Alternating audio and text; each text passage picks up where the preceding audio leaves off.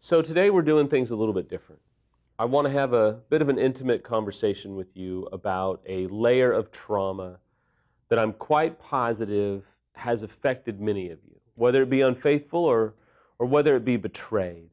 I'm quite confident that what we're going to discuss today is going to meet you right where you're at, but it is going to be very sensitive. Before I get to it, I want to tell you a quick kind of story that happened to Samantha and I. So you've probably gotten a handle on a little bit of my story. We were in a very public place positionally, and when the affair came out, I mean, it rocked everybody's world, and it had several layers to it. We had a moment where someone in the church who was somewhat of a high-ranking individual said, "You need to go see this therapist." I had never seen a therapist in my entire life. Samantha had never seen a therapist in her entire life. And so we were like, okay. And this was the church kind of washing their hands from us. We didn't really know that at the time, but we went to see this therapist. We sat down in the first session and recanted kind of what had gone on. He listened and he processed.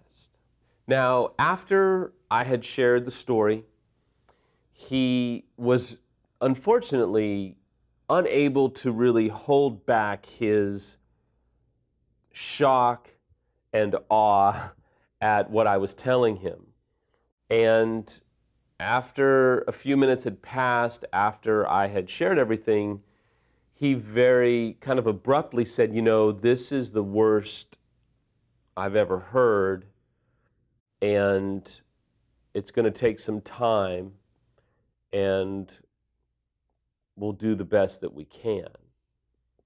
When Samantha heard, "This is the worst I have ever heard," she immediately flooded, and it was like she was brought face to face with a new level of impossibility for our situation. So you can imagine, as a betrayed spouse, sitting in a therapist's office, hearing him say, "This is the worst story I've ever heard or worked with," it can be a bit unsettling. Now, there was a couple of sessions more that were equally kind of difficult, and then there was the session that probably really scarred me. Now, throughout the course of the next few weeks, there would be this delivery of information by the church in an effort to isolate Samantha and I and basically smear us to make the church and the church leadership look like heroes when, whether you call it fortunately or unfortunately, my demise actually opened up a big can of worms, from money laundering to all kinds of impropriety within the church. And so there was a smear campaign which was launched to take the attention off of certain people and really kind of amp it up on Samantha and I. So there are all these rumors floating around about what I did. Now, the affair and what I did was horrible enough. What I was accused of doing was just god-awful. And all of these rumors are coming out. Though the internet was far more primitive at this time, there was still lots of stuff out there on the internet, most of which was not true.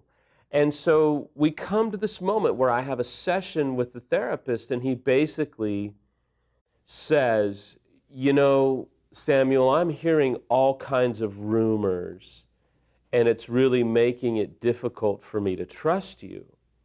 And though I was defeated, though I was full of self-hatred, I mean, this is probably, a couple of weeks in, I was still kind of suicidal. Wasn't as suicidal as I was going to be very soon, mind you. But at this point, I somehow tapped into some anger and said, "Wait a minute, this is supposed to be a safe place.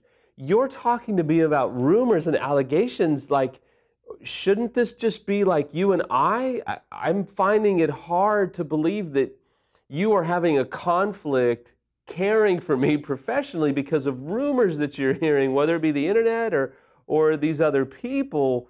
Like, help me with that. And his response was, well, I'm human too. And so this is going to follow you the rest of your life. You're just going to have to be prepared for it. And I sat there in that office, and the world began to spin around me even more. And I remember going, I don't think I can do this. And we talked for a few more minutes, and I left the office that day and never went back. When I came home and shared what happened with Samantha, even though she was still full of so much anger and hurt and pain and disillusionment, she, even in her very troubled state, said, we can't go back there. That is a fiasco. And that was the last time we ever saw that therapist, and I just want to tell you, we were in terrible shape. I was talking to a therapist the other day, and we both kind of agreed to a certain extent on the three most vulnerable times in our life are when we're being sexual, when we're really, really happy, and when we are in a very vulnerable session with a professional looking for answers, looking for help. The rest of this video blog is very sensitive. I have lots of therapists that send people to my video blog, and I have wonderful relationships with therapists. This is not a therapist bashing video blog, but there is something that happens, and a label that's been put on it is called Therapist Induced Trauma. And I will tell you, I believe in therapy. I have been in and out of therapy going on 15 years. I absolutely love therapists. I love therapy. I believe in it wholeheartedly. And this is not a therapist bashing video. This is not going to be at any level a suggestion for you to not get professional help. What I'm not trying to say at any level is some, off the cuff, therapists don't know what they're doing, you shouldn't go get therapy, that's ridiculous. And that's just not the heart of what I'm saying. But let me just tell you, I talk to people all the time who have therapist-induced trauma because they were in a vulnerable situation. They were sharing one of the most personal and private times and parts of their life. And a therapist, just like a pastor or just like a priest or anybody who is put in this situation, who is privileged enough to walk through this pain with an individual who is so raw, and that individual didn't know and wasn't equipped on how to handle that vulnerability. It can be very traumatizing to unveil this trauma, this pain, this gut-wrenching agony, and have it be mishandled and have it actually cause more pain, more hurt, and more trauma for the unfaithful and for the betrayed.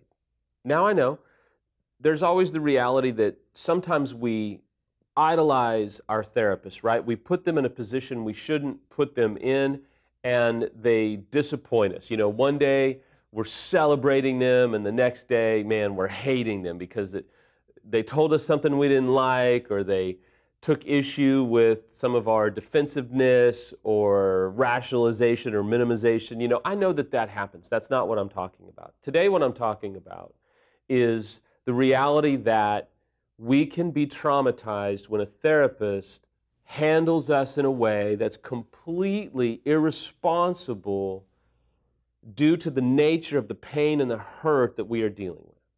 So I'm going to give you several statements that therapists, unfortunately, oftentimes will say that will have the capabilities to really cause a traumatic experience for either the betrayed or the unfaithful spouse. And so when I say these statements to you, I'm not saying them to make you flood or to trigger you, but I'm wanting to validate the fact that you may feel a sense of trauma due to some or all of these statements being said to you at one of the most vulnerable times of your life. And so if you recognize this statement, I want you to say, or to feel rather, you know what? This is not making me flood. This is helping me understand that I was mishandled and that this has affected me significantly. And then at the end, I'm going to give you some pointers on how to move past this trauma that you're probably dealing with. One of the first statements is, you know what? You just have to stop talking about this. As long as you keep talking about it, you're never going to heal. You need to get over the affair or get over the affairs, stop living in the past, and stop talking about it. Listen, they're just an addict. They're never going to change. They can't fix themselves. They're not going to change because of their addiction. Listen, he or she is just a narcissist. This is what narcissists do. There is no hope. There isn't going to be any change. They're just a narcissist. Listen, he is a sociopath, and you need to get away from him as soon as possible because there isn't any hope. Now, this one requires a bit of a qualifier, and it's common to hear this early on within, a couple of months, okay? If you're hearing this 2 or 3 years down the road, well then there may be some substance to it. But oftentimes when you hear this, a month or two in, it can be very traumatizing. And it's basically this statement: you just need to forgive them, get over it, and move on. Here's one that you may have heard that through another story that I don't have time to say, Samantha heard this, and it's basically this. If I were you, I would just divorce them and move on. This one really hurts, and it's basically, look, I've heard your story and I see your situation, and I just got to tell you, this can't be repaired. This is beyond the scope of what a marriage can go through and actually be healed. Now, this one is kind of a really loaded gun, so please kind of buckle yourself in, because this is going to hurt, but this is said quite often by really inexperienced and really insensitive therapists, pastors, or authority figures. You just need to have more sex with them. If you will have more sex with them, or maybe watch porn together to spice things up, if you will do those things, it'll probably fix itself. Now, I've kind of saved the worst one, in my opinion, for last. And again, this is to validate the fact that you have been told some lies, okay? So this one's going to hurt, but it's the last one. And it basically goes like this. They probably wouldn't be cheating if there wasn't a problem in the marriage. Now, I want to tell you, if you've been told those things, you've probably been traumatized. It could have been in a short manner, it could have been in a longer manner, and this may be tapping into some incredible pain that you're dealing with. I want to validate the fact that that is traumatic to hear. When I heard that I was the worst story ever, it absolutely devastated me, but it devastated Samantha even more. So the first time we met with Rick, okay, this was right off the street, this was first session right out the box, I was not going to leave without asking this one question. So we had finished, and I said, so I need to ask you something. And I started crying, and I said, Rick, are we the worst story that you've ever heard? And it was as if, like, I was levitating, Samantha was levitating. We were like, oh my gosh, oh my gosh, oh my gosh. And I'll never forget, kind of in a humorous moment, he was playing with his pen. And I wanted to say, what are you doing? Put the pen down. And he was kind of, with his pen, and he put his pen down, and it was because it was such a casual moment for him. And he goes, no, this is not the worst situation at all. Guys, I could make your head spin with stories that are far worse than this. And it was like all the fluids in our bodies came out of us, and it was like we just kind of collapsed into this oh, I feel so much better about me. Samantha said the same thing. We were in a very kind of weird way elated to hear that we weren't the worst. So what do? You've had an authority figure like a therapist, priest, pastor, mentor, whatever, kind of traumatize you. What do? Number one, I want to encourage you to begin the process to forgive them. It's kind of the same principles that you'll utilize in forgiving your spouse. You have to make a decision that is not led by feeling, but a choice. Forgiveness is for you. It doesn't mean that you have to go back to that therapist. No, no, no. It doesn't mean that you have to confront them. It doesn't mean that you have to have like a closure setting or session with them. You may just need to decide to forgive them and see them as a victim themselves.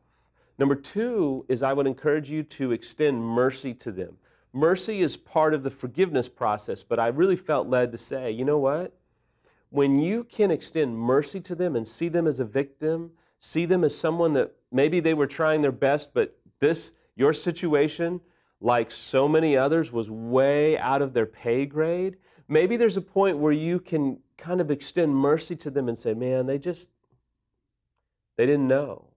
Maybe they didn't know that the three most vulnerable times in your life are when you're really happy, or when you're being physically intimate, or when you're in a setting like that. I don't know, but you're going to have to extend mercy to them. Number three, and this is tough, is to consider getting expert help from someone who is a true expert. And it may take you asking them some questions. What's your experience with infidelity? How long have you worked with it? If you were to talk about a success rate in seeing marriages restored, what would you say that is? If you were to talk about how successful you've been with helping people maybe divorce after infidelity, what does that look like? How long have you been practicing? Have you had any special training for infidelity or sex addiction? Have you been through sex addiction yourself, or have you experienced infidelity yourself? But getting expert help that is in a safe place can change your life and repair the trauma that you've experienced. Finally, and I don't always suggest things like this, but I really felt like I needed to say it. Maybe you need to write that therapist a letter. Or do what I do sometimes when I'm really fired up about a business deal, is I write an email, but I don't send it. I just delete it. Now, there's a couple things, right? If you feel like this needs to be done, maybe you need to craft a letter or an email and send it to that therapist that just says, listen, and blame me, right? Like, I was watching a video that helped me understand some things, and I just want to tell you I forgive you because I felt this in your office. I felt like you mishandled me through these ways, and I just want to tell you I forgive you. I hope and pray that you never do this again with someone else who's this vulnerable, and that maybe you need to understand that you are a therapist, but we as clients are the most vulnerable we've probably ever been in our life with you. And please don't mishandle anybody like this again. Or maybe you just need to get in front of your computer, write an email that just gets it all out on the table, and talk about how they've mishandled you. Maybe this video has kind of validated the fact that you have been traumatized by that therapist or by that authority figure, and maybe you just need to get it out. I'm talking get it out. Whatever cuss words, whatever, you need to get it out, and then delete it and use it as a way to help you heal. My friends, listen, I've sat in a chair like this for hours, okay? I've yelled, I've screamed, and I have cried in such a way that I can only describe it as my soul shaking inside of me. I want to encourage you to get expert help. I think it'll change your life. If you've had bad experiences with it, it's probably not been an expert. But don't throw out the mechanism of expert help. Don't give up on you, because I know what it feels like. When you've sat in this chair and been this vulnerable and felt rejected, you never want to do it again. I know. But it is worth it to do it again with the right people. It is worth it to get into a safe place where your heart can be healed, your life can be changed, and your outlook can be redeemed.